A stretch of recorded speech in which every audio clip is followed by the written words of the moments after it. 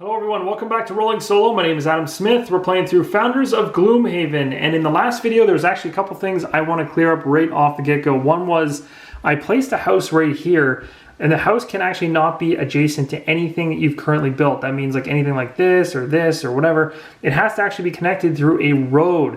So, or basically just not be adjacent to anything.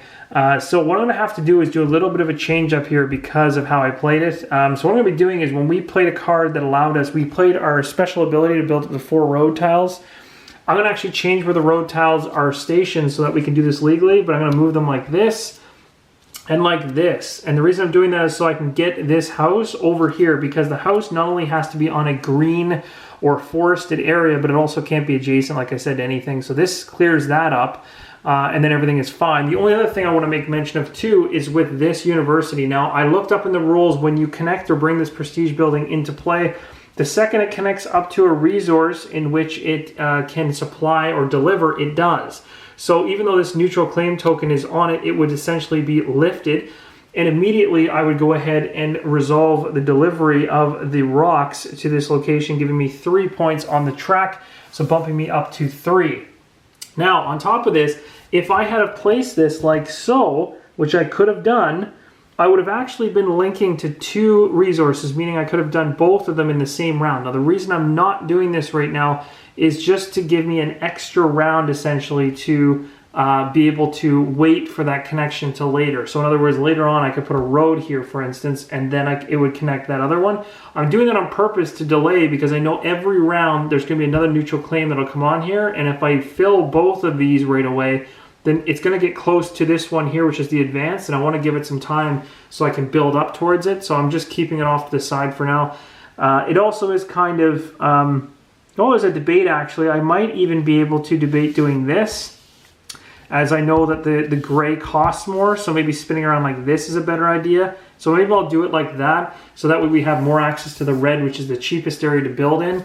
So we have a university down, it has been delivered, so we're not gonna have to worry about that during this term, which is awesome. Is there anything else? Oh, in terms of the offers, the prestige offers in terms of the buildings, what would end up happening is a new one comes in on the right, everything gets shuffled down. Same thing with the advisors, everything shuffles down and a new one is drawn and placed in the furthest right spot. Again, only matters if we actually have a resource that we can obtain. Right now we don't. So that's gonna be one of the first things I focus on, is getting a resource into play. It's gonna not only help me for this, but whichever one of these we end up choosing to bring into play in this particular round. We also get our meeple back. So we have one meeple that's kind of ready to go here because we went ahead and built that house. The other rule with the houses is only 1 per section. So it's the only house I can have here. The only way to get another house is to bridge the gap by going ahead and buying a bridge or using an action in order to create a bridge over a pass to get to the next section. And I can create a house over here, giving me another meeple. But for now, I think that's something I'll wait on. We'll just go ahead. And this is actually not a bad structure so far. And we got a lot of layout here. And thanks to the other real cool bonus too is we can still use our special ability again to build up the 4 road tiles connected to a stone resource tile and continue to build a grid pattern out that allows us to create more opportunity for growth. Although we don't want to clutter it up so much with the roads that we actually can't build anything anymore. So we'll probably make use of that as it makes sense. So that's good. We've delivered already to this. We've already gone up 3 points. That's awesome. So that's safe for this turn. We don't have to really focus on that. But now we have a full hand of cards that we got to go ahead and use. Now, again, in terms of recruiting, that's something I want to do this turn, but the downside is, like I said, I don't have the available same resource in play. So taking a look at some of the other cards that are going to be coming into play in the future, we have gems and we have rocks. So which one is going to be the best? Let's see, the Merchants Guild now is cheaper. That's not a bad option, to be honest. Let me think about this. Jewelry is doable now. Oh, and the other thing I want to make mention of too is the university card that we got. I was wondering about the special ability in the middle. I believe what happens is when you actually complete this, so when I actually get all the deliveries done on this card, then I get to use this ability, this action. So this basically sits with me because I wanted, I built it. But once all the things are delivered to it, then I believe I get access to this ability. It's not a right away thing. So it makes more sense because you'd actually be delivering to those particular spots, and then during that turn, after you discarded cards to get there, you get some of them back in your hand, which is very useful. So again, going back to this, we got to make a decision on what we think we're going to be aiming to build. I can't even think about affording this right now, so I'm still kind of gunning for one of these two.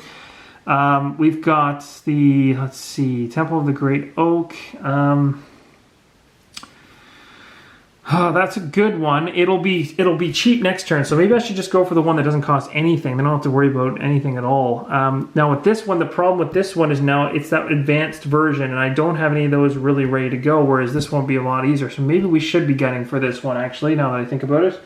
So we'll probably gun for the Temple of the Great Oak. Now if we were to go ahead and put that into play, we're going to need a spot to put it. It's quite a beast. So we may end up wanting to use a meeple to build some roads out so we can build the temple maybe further out of the way. Now the temple is kind of a rock area, so I guess it would have to land, it would have to be touching this area here when it's built. We can build the T probably in a way, just trying to think, it wouldn't be adjacent. Actually anywhere.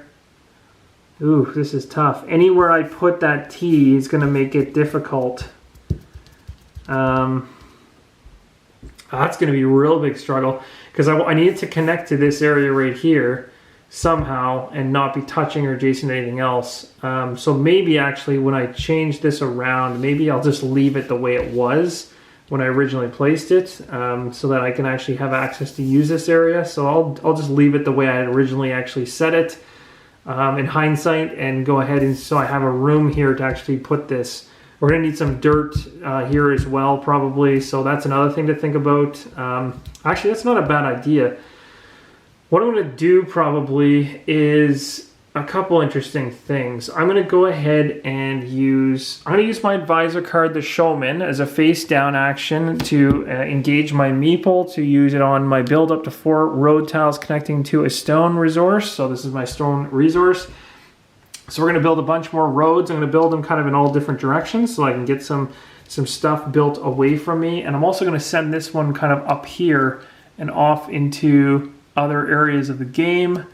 So that's pretty good. Gives me a couple options. Again, because those are all connected and I used up to 4, that's a legal move. So now I've got myself kind of a little bit of a grid pattern going on there. So that's nice. So this one's done. For trade action, we got to think about what we want to bring in terms of another resource, because that's, like I was saying, is very important. We can think about the Temple of the Great Oak. It needs jewelry, which we could potentially try to construct with an upgrade card like we were trying to do last time. I need more money in order to do it though, so that's kind of the downside with that. I could also, okay, well in terms of a resource, let's forget about the jewelry for a second. What else we got? Wood, cooking. Okay, cooking is another one that comes from, so that's coming from this. That's gonna take 2 in order to get out. You know what, that jewelry one's going to be pretty big. Now, looking at my actual second tier resources, what do we got here? Where is the jewelry?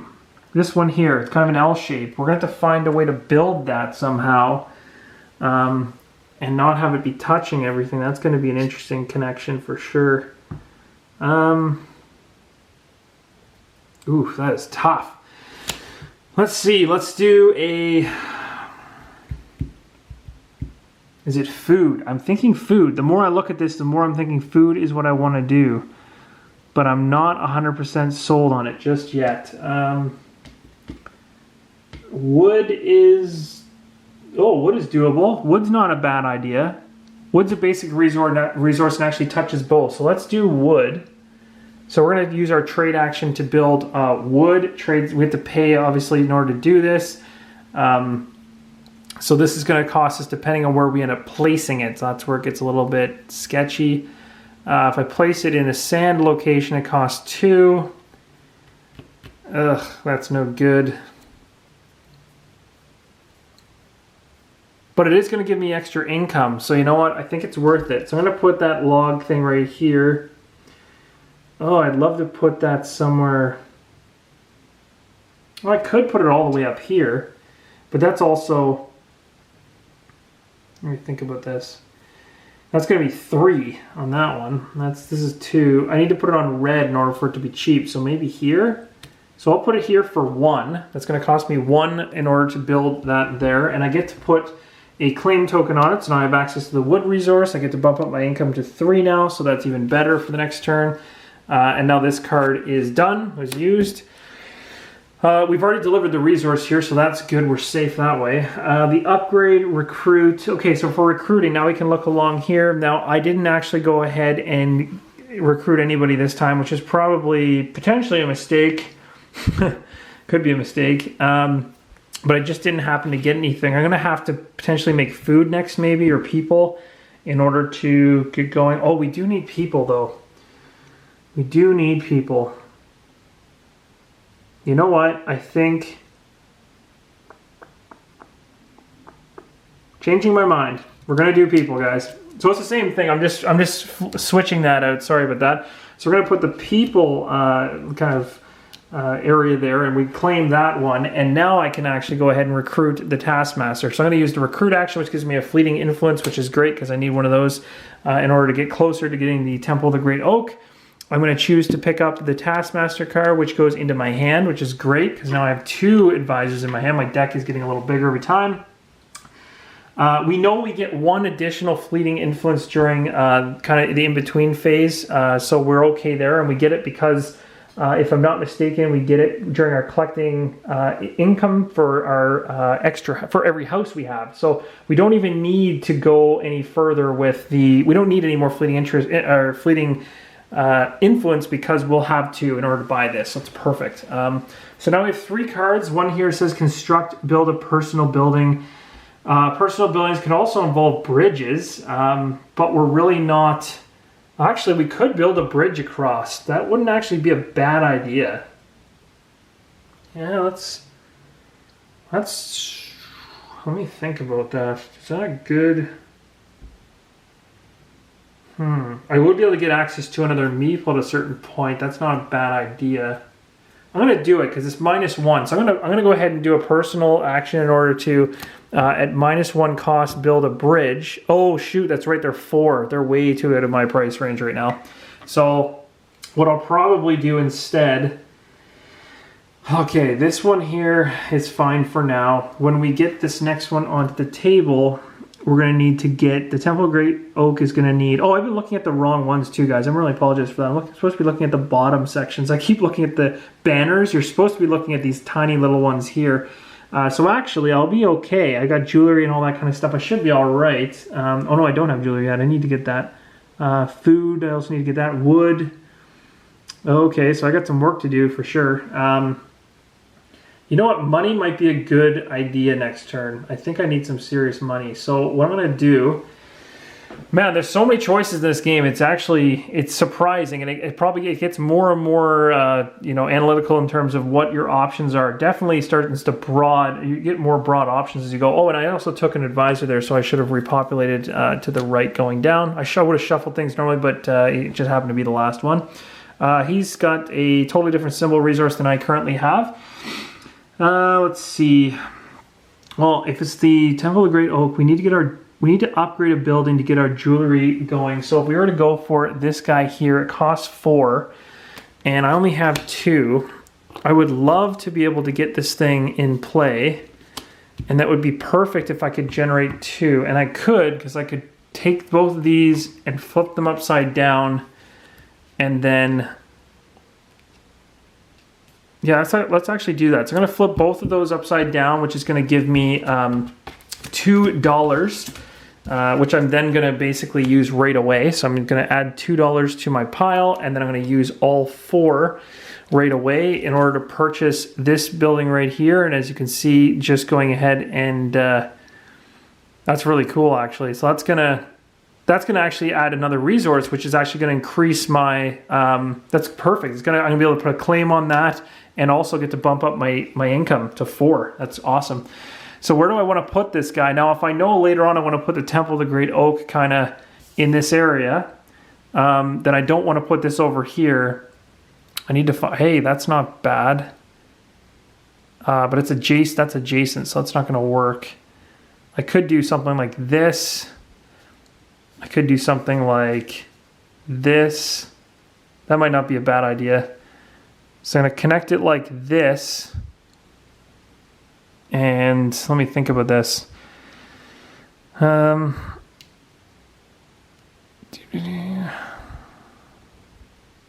Yeah, I think that's okay. I think I'll leave that there. So I'm going to build it just like that. I hope that's all right.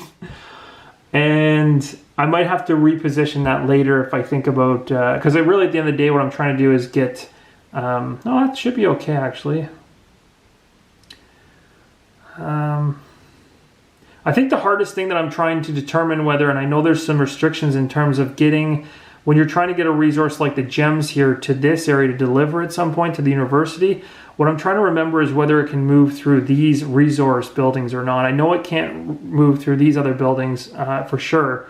Like it can't go through them, but I don't know about the tier 1 resource buildings, if it can flow through them. I'm gonna have to double check that to be sure. It might be able to, and if that's the case, that's fine. Otherwise, I might have to rejig it a little bit off. I'll kind of correct that in the next video. But, oh yeah, and I would of course use my last card to do that upgrade option. Oh, but I also get a, oh, I forgot about that. I actually get a, when I do the upgrade action, I also get to build a road before or after. So maybe with that in mind, I'll connect it.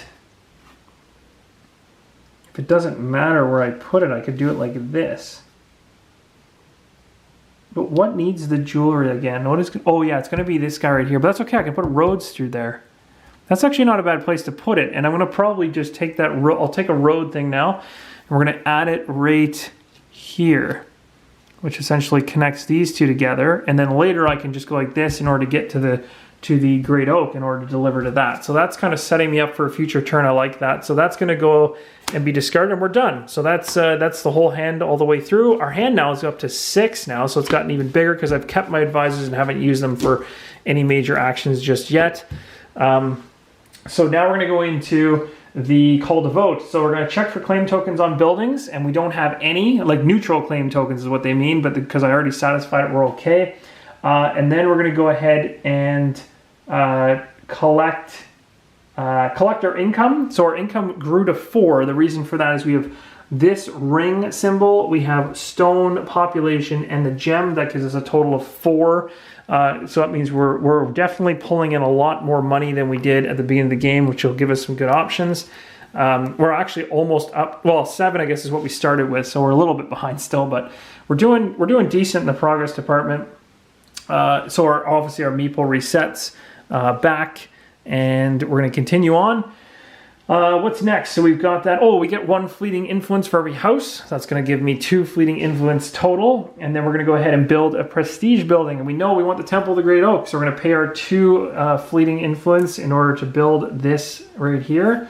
That's awesome. Again, all this stuff moves down. So this is now cheaper. And we're going to have a new building come out into play. This one is the exact same as this one here. And you can't have the same shape and same one basically pulled out. So I'm going to pull another one. So there's that one there, different shape than what we currently have. So that's done. That's another restriction in here, is that you can't have the same color pattern and shape. So, and then we're going to come over here and take a look at this guy and go, okay, we need the Temple of the Great Oak, and we're going to plant this guy somewhere. And again, our plan was we needed him to connect to kind of a gray central location. And it can't be touching anything or be adjacent to anything, so we got to do this wisely. This is a pretty good setup right here, just like that. That's perfect. He's just barely touching these two. So he's all set up. We're going to put a neutral claim token on the Temple of the Great Oak, and then we're good. We're good that way. So, okay, so that's good. Now we are going to take this card into our hand, or at least just down below us, to show that we've got a couple things being built, a couple things we are currently working on. So that's good. I think, what else is next? We built it. We added our neutral claim token. We add neutral claim tokens if existing buildings still need resources. This one here needs a resource going forward into the next round, so we got to put another claim token on here. So basically these will keep coming on every round until there's no more left. And of course, we always got to make sure we can get rid of those in the coming round. And then Let's see what's next. That's it. I think that's it. Now we reset for the next round. So we're going to take all these cards. They go back into our hand. Of course, now we have 2 advisors. So we've got a little bit more on the ability to make different actions, which is great. And obviously our city is starting to form a little bit bigger. It's getting quite large, actually, taking up quite a bit of the board already. I think I really like the grid pattern, and I'm actually a really huge fan of this ability to build up the 4 roads. It really allows me to sprawl out a pattern of connecting things, and that's going to be really cool. As long as they're connected, you can do it. So connected means they can be adjacent. So I could put a dirt road straight through. I could find ways to make it, to get away from that stone quarry and out to the other parts. I think it was also really wise to build that out this way. I could also start doing that with a road over here, or maybe it would be up like this so we can use this area. So as of right now, if you take a look at what's connected, this particular resource, the stone resource is connected here, but there's none of these resources are stone, so I don't get anything there. Again, what I'm going to have to do, guys, is do a really big double check on the connection between all of the tier 1 resources and whether they can actually flow through to these immediately or if it's delayed until they're connected separately. So that's something I have to think about. The other thing we can do, and we know we can do for next turn, is connect our ring jewelry. If with a 1 road, we can actually connect it and satisfy this gray cube. And with this one, we should be able to satisfy the gray cube from this particular resource. So we're looking pretty good. We're looking all right.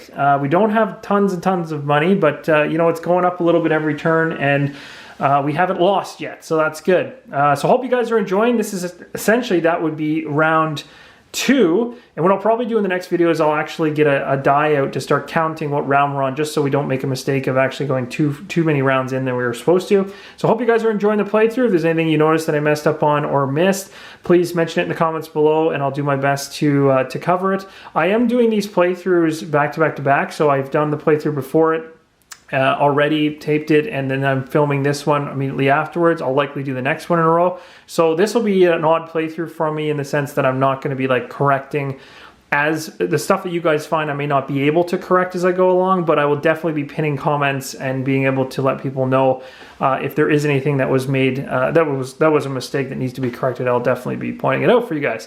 Hope you guys are enjoying. It's pretty cool, and I'll see you in the next episode. Keep on rolling solo.